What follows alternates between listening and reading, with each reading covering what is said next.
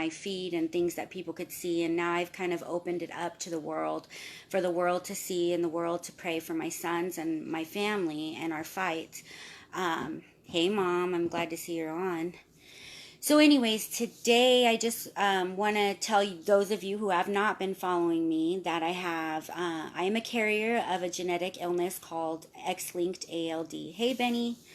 And all three of my sons were born with this disease. And so they live every day of their life with this disease.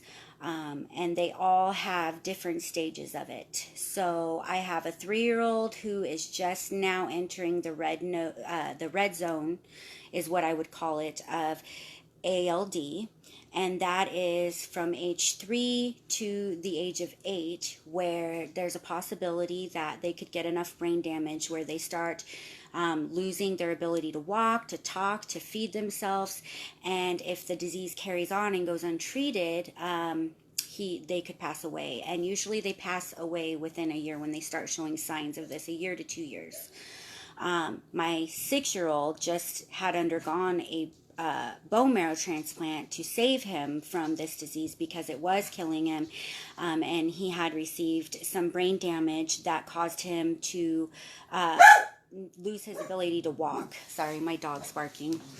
So he lost his ability to walk at about the age of 5, but he didn't learn how to fully walk till the age of 4. So he had gone inpatient for his immune deficiency, which is also part of the disease. They do not produce any cortisol to fight off sickness and disease like we do. So he ended up getting sick and put in the hospital, and then he lost his ability to walk when his last inpatient stay. So from then on, we were to come to Seattle, Washington to get treatment at Seattle Children's Hospital for a bone marrow transplant. After the transplant, they said, and after all the chemo and everything, they said he'd probably never walk again. Well, he is walking again. My son is actually going to school. He's doing well. His life is amazing. He still has struggles, but he's getting better, and he has taken fully on to the transplant. So thank you for the man who donated his bone marrow to my son. And then I also have a 12-year-old. My 12-year-old at the age of 10 was also supposed to be headed to the transplant process, the bone marrow transplant, to save his life because he started losing feeling in his legs.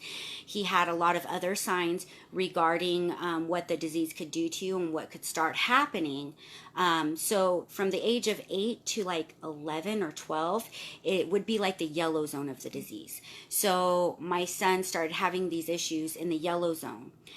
So at that point, we saw a geneticist or biochemical genetics, and they're the ones who consult with me, and I consult with them about whether we should go forward with transplant or not.